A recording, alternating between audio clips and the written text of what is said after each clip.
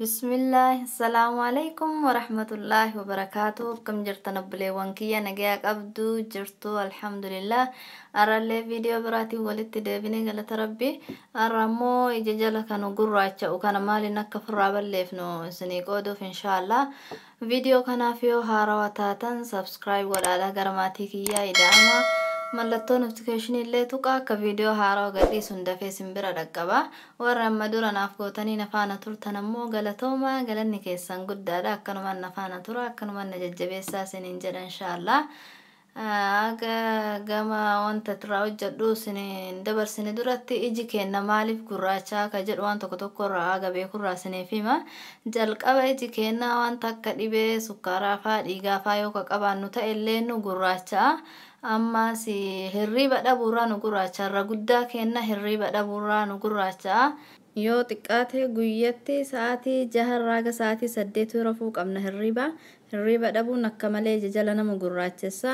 Amma si ayiranii ka qaama keessaa yoo qabaannu ta'e innis illee jala nama gurraachessa. Amma si bishaayyoo kan dhugne qaamni keenya bishaayyoo kan arganne ta'e iji jala nama gurraachaa jechuudha. Bishaan baay'isnee dhuguu qabna. Wanta yoo iji kun jala nu gurraacha ofirraa balleefnu ammoo kun akkuma sitti argitan kun daa'ima tokkoffaani, lammaffaanis timaatima, sadaffaan immoo irdiidha. Akkuma sitti argitan kana orgaanikii fayyadama. Sadeenuma kana walitti makee dibadhe jechuudha. Timaatima bakka lamatti muree deebi'a. Inoo bakka lama muree gimmaashii isaatu nagaa, gimmaashiyyuu natti baay'ata. Irdii haga yeroo takkaaf naga'u, aguma dibata yeroo takkaatiif naga'u jechuudha. Maankaa gimmaashatti godhadha. Irdiin kun antii baakteeriyaaliidha. Fuula keenya bakka nu gurraacha ija jala qofa iyyuu osoo hin ta'in fuula hundayyuu bakka nu gurraacha hedduu tokko qulqulleessaa. Viitaaminoota hedduu of keessaa qaba. Akka mineraalallee, kaalsheemii, pootaasheemii hedduu of keessaa qaba. Irdiin fuula keenya qulqulleessuu irratti gahee guddaa taphata. Daa'imilleen akkasuma daa'imilleen antii baakteeriyaadha. Fuula keenya akka malee qulqulleessaa hin dhiqa. Ammas moisturaayizii godhaan illee viitaaminii fuula of keessaa qaba maashaallah. Timaatimillee akkasuma antii oksidantiidhaan illee fuula dhiqa. Sadeen isaatiiyyuu wanta fuula dhiqu bakka gurraachisu san hunda dhiqee qulqulleessu.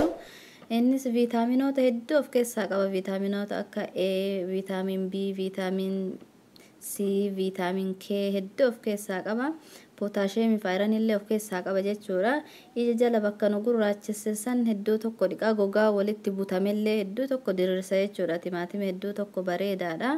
Sadeen isaa kan akkanatti walitti maknee dibanna. Timaatima kanallee yoo barbaanne akkanumaan kophaa isaallee yoo dibannellee hin ta'a jechuudha. Timaatimiyyuu kophaa isaatiyyuu ija walitti butamellee hin diriirsa. Ammas bakka gurraacheellee dhiqee bareecha. Akkanatti kana walitti maknee sirriitti wal seessunnee dibanna jechuudha. Inoo harkarratti dibadhee sin agarsiisa. Silaa fuula dibachaa sin agarsiisa. Amma xiqqoo gara ba'uu barbaada. Waqtii natti fudhata. Firiijii keessa godhee booda deebi'ee dibadha.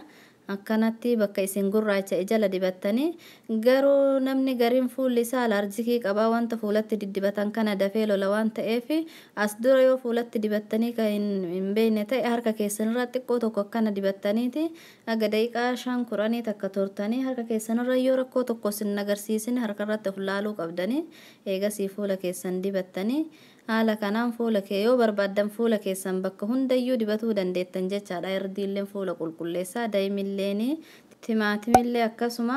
Kana malee bishaanii dinnicha as dura hojjedhe sunillee akka malee fuula qulqulleessanillee baay'ee bareedaa tokko.